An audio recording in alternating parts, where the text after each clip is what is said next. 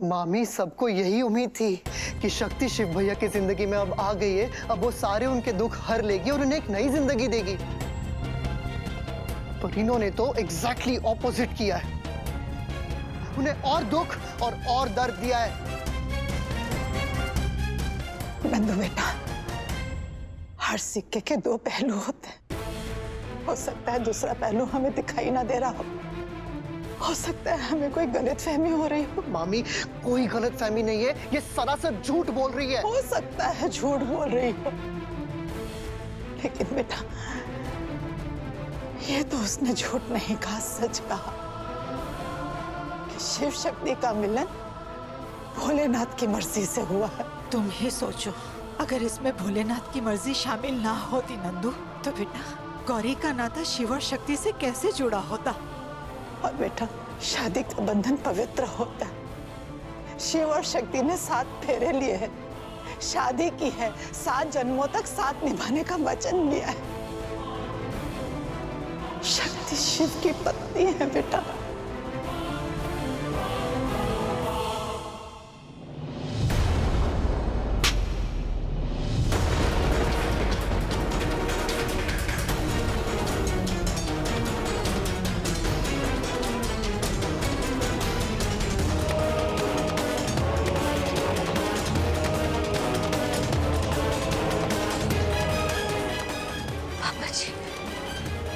पापा जी, ये आप क्या कर रहे हैं?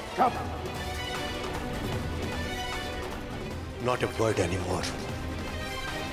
अभी तुम मेरे शिव के सपनों को चकनाचूर कर चुकी हो, इस घर की खुशियों को बर्बाद कर चुकी हो। मैं इससे बात कर रहा हूं, तुम हटाओ। शक्ति, तुम इस घर की खुशियों पे कुंडली मार के बैठी हुई हो।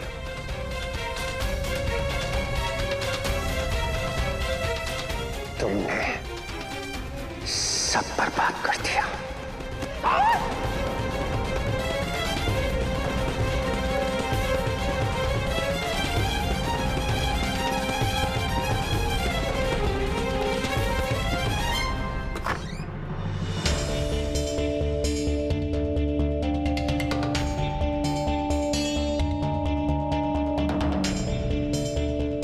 मान गए ना, ये सब ठीक है ना मम्मी जी? सॉरी रिमझिम बेटा, मैंने कीर्तन को समझाने की बहुत कोशिश की, पर वो मेरी बात ही नहीं मान रहा है। इतनी मिन्नतें की, तुम्हारे प्यार की कसम भी थी, फिर भी ये मेरी बात नहीं सुन रहा है। पता है, मैंने तो हाथ पैर भी जोड़े अपने, फिर भी ये मेरी बात ही नहीं मान रहा है। तुम्हारी बहन ने तुम्हारी जिंदगी बर्बाद कर दी बेटा। मेरे बेटे की हंसती खेलती जिंदगी में आग लगा दी शक्ति ने। तुम जानती हो ना मैंने कितनी मेहनत की थी, कितनी मेहनत करके मैंने ये शादी कराई तुम दोनों की। कितनी खुश थी मैं कि तुम मेरे घर की बहू बनोगी, पर तुम्हारी बहन ने सब कुछ बर्बाद कर दिया। मैं कीर्तन को नहीं समझा पाई रिमझिम, सॉरी। तुम्हें ये घर छोड़ के जाना होगा।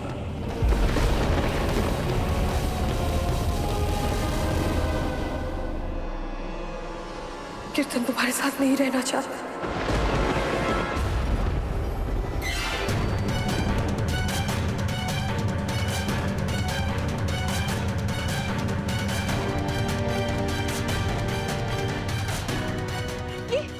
ये आप क्या कर रहे हैं? शक्ति का कुछ सांभर क्यों निकाल रहे हैं? हमारी क्या गलती है? उसकी वजह से हम हमारा रिश्ता क्यों खराब कर रहे हैं? नहीं रिमझिम, मुझे कुछ नहीं सुनना। कीर्तन हमारी बात तो सुनिए। मम्मी जी बोलिए, तो सुनिए प्लीज। कीर्तन कीर्तन ऐसा मत कीजिए, हम आपसे बहुत प्यार करते हैं, हम आपसे बहुत प्यार करते हैं कीर्तन, हमें घर से मत निकालिए। बहुत प्यार करती है। मत करो कीर्तन, अगर आपको लग रहा है ना कि हम शक्ति की साइड है तो ऐसा बिल्कुल भी नहीं है कीर्तन, हम आपसे बहुत प्यार करते हैं, हम आपकी पत्नी है, हम आपके साथ ही रहेंगे। देखा पद्मा दीदी, ये था मेरा मास्टर प्लान, या फिर ये कहे कि एक धमाकेदार मूवी का धमाकेदार क्लाइमैक्स। बस जैसा जैसा मैंने सोचा था वैसा वैसा ही हुआ। Oh my God, I love my mind. ये रिमझिम से भी ज्यादा कौन रो रहा है यहाँ पे? हमारे घर की ट्रेजेडी क्वीन, गरीबों की मीना कुमारी, और कौन? गायत्री भाभी। लगता है रघुनाथ भाई साहब उसे कूट कूट कर उसकी चटनी बना रहे हैं। भाभी आज ना मजा आ रहा है, एक ही दिन में इतना सारा एंटरटेनमेंट। चलिए ना देखते हैं। जानते हैं पंडित जी, ये शादी को लेकर दोनों बहनों में झगड़े हो रहे थे ना, तब मैं बहुत डर गई थी। मुझे लगा था मेरी बेटियां जो बचपन में खिलौने के लिए नहीं लड़ी, अब इस तरह लड़ रही है। कहीं इस वजह से इन दोनों के रिश्ते में खटास ना आ जाए, वरना मेरी दोनों बेटियों ने मुझे गलत साबित कर दिया, खासकर मेरी सक्तूड़ी ने। सच कहूं पंडित जी, ये सक्तूड़ी ना है भले छोटी, लेकिन उसका दिल बहुत बड़ा है, सोच भी तो बड़ी है। कोई भी प्रॉब्लम हो, कहीं भी बात हो, ऐसे अच्छे से संभाल लेती है वो। और दूसरी मेरी रिमझिम, इतनी बड़ी है ना, फिर भी इतनी नटखट। शक्ति छोटी है पर फिर भी बड़ी बेटी का काम करती है ना? एक बात बताए मनोरमा, रिमझिम में अभी भी जो है ना बचपना भरा हुआ। बचपना है? पंडित जी, रिमझिम बड़ी ही नहीं हुई।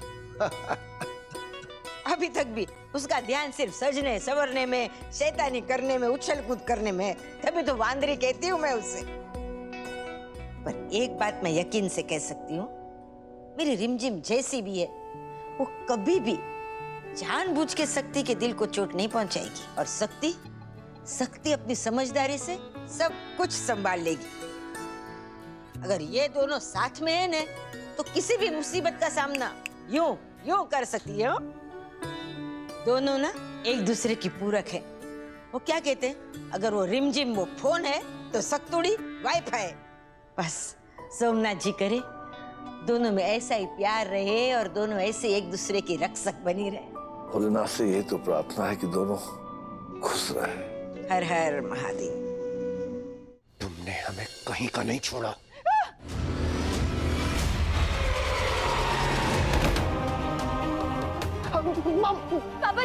पापा जी रुकिए, ये गलत है।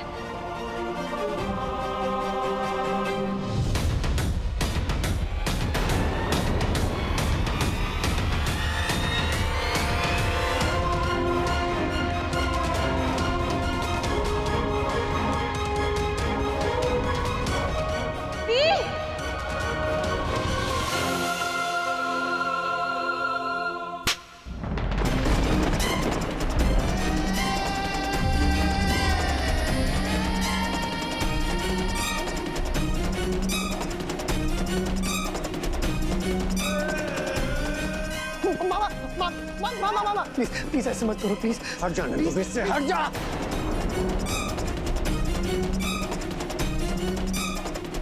नंदू, अरे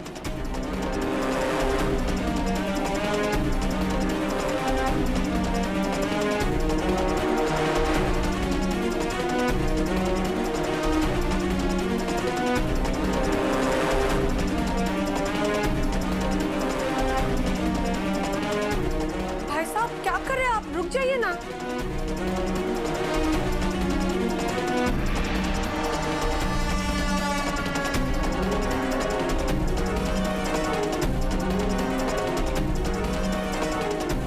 दादी दादी दादी दादी रुकिए, ये प्लीज रोकिए ना, पापा जी को रोकिए। देखिए क्या कर रहे हैं, रोकिए। रघुनाथ, अब क्या किया इसने? माँ, इस मनहूस ने शक्ति को घर में रोकने की कोशिश की।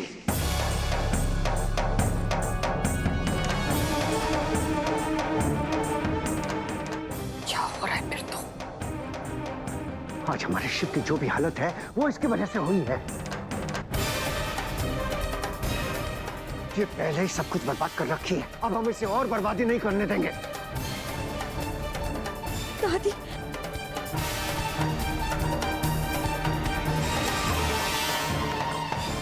अंकल जी प्लीज रोकिए ना। देखिए देखिए पापा जी क्या कर रहे हैं, प्लीज रोकिए उन्हें, प्लीज।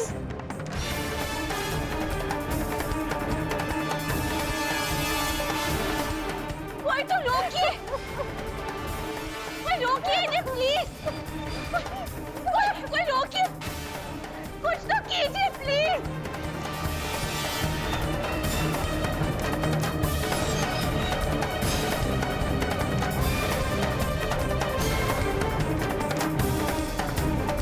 डॉक्टर शिव,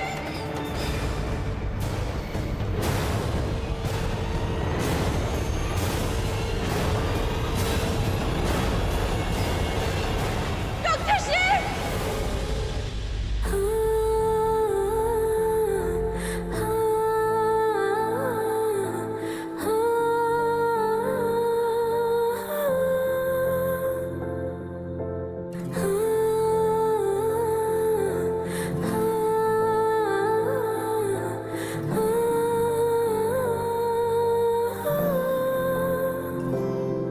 तू नज़्म नज़्म सा मेरे होठों पे ठहर जा, मैं ख्वाब ख्वाब सा तेरी आँखों में जागू रे। तू इश्क इश्क सा मेरी रूह में आके बस जा, जिस ओर तेरी शहनाई उस ओर मैं भागू रे।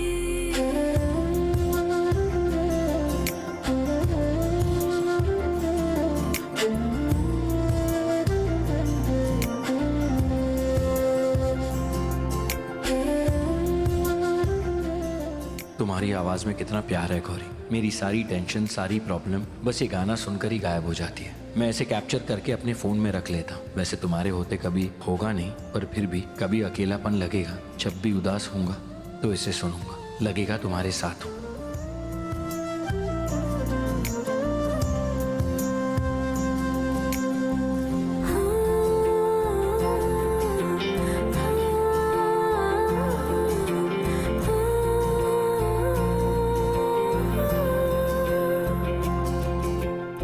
आज हम तुझे ऐसा सबक सिखाएंगे ना कि अगली बार मुंह खोलने से पहले 100 बार सोचेंगे। जितनी तेरी जुबान लंबी है ना, उतने ही हम तेरे शरीर पर निशान बनाएंगे।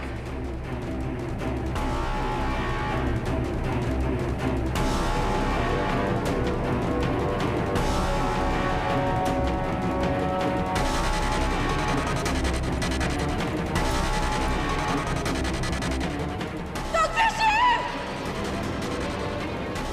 डॉक्टर शिव।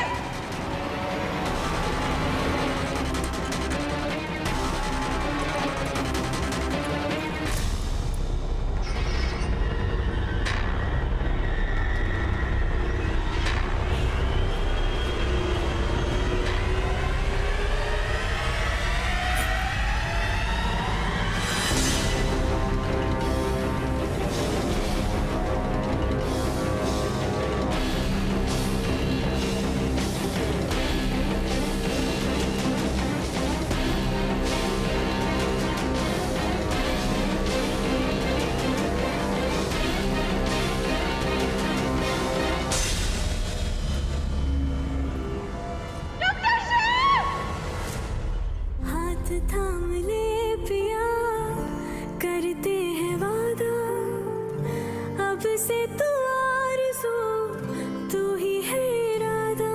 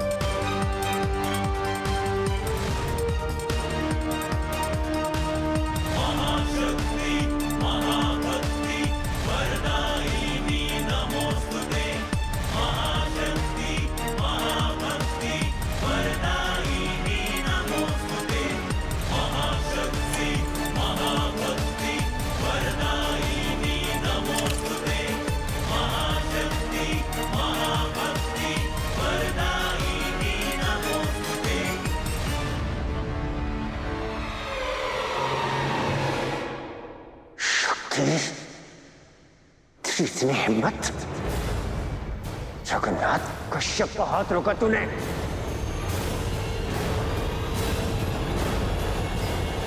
हम तुझे छोड़।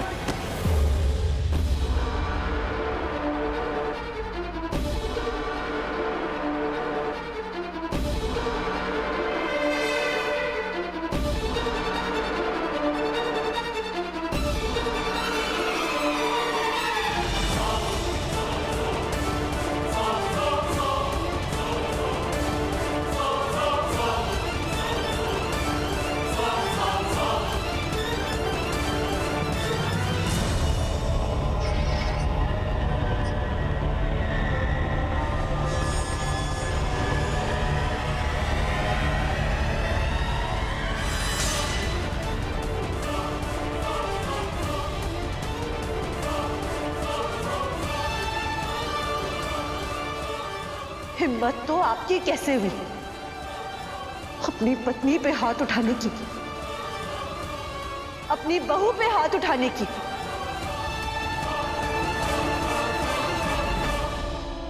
शक्ति,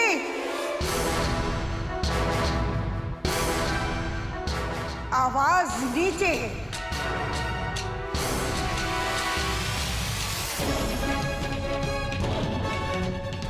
शर्म है, लिहाज सब बेच खाए हैं क्या तुमने? अरे अपने ससुर से ऐसे बात कर रही है? क्या यही संस्कार दिए हैं तुझे तेरी चाची ने?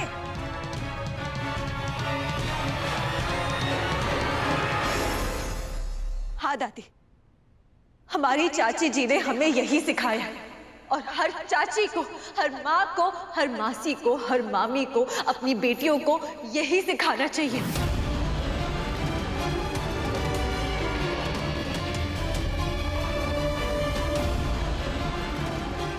कि गलत बर्दाश्त ना करें, कि अन्याय ना सहे। लेकिन आपने अपने बेटे को कैसे संस्कार दिए है ना, ये हमने देख लिया। शक्ति, अरे अपनी पत्नी को जानवरों की तरह मार रहे थे।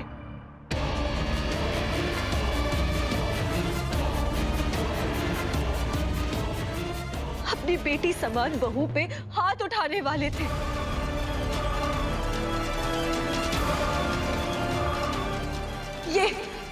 ये संस्कार दिए आपने ने, ये परवरिश दी है।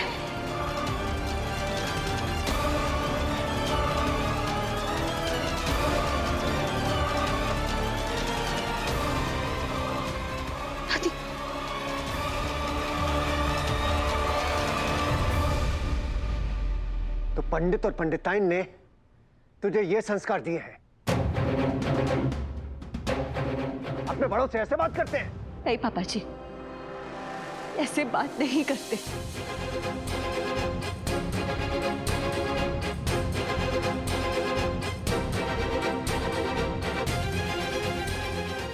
हमें माफ कीजिएगा दादी, हम आपकी बहुत इज्जत करते हैं, बदतमीजी नहीं करना चाहते, नहीं कर रहे, लेकिन गलत के खिलाफ आवाज ना उठाना, ये हम नहीं कर सकते।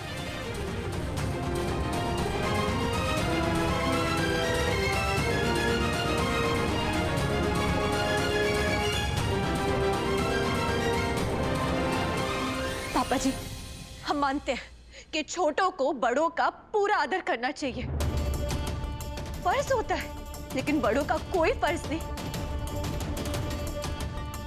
क्यों ये उम्मीद की जाती है कि बड़े गलती पे गलती करते रहेंगे लेकिन छोटे उसके खिलाफ कुछ ना बोले? बस इसलिए क्योंकि वो छोटे होते हैं। पापा जी, इज्जत मांगी नहीं कमाई जाती है।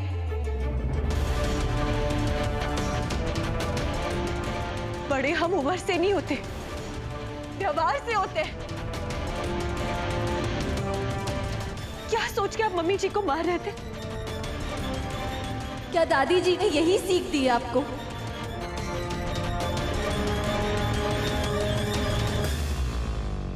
छोटी भाभी, इसने तो शेर के मुंह में हाथ डाल के उसके दांत गिनने की कोशिश की। ये लड़की तो गई समझो।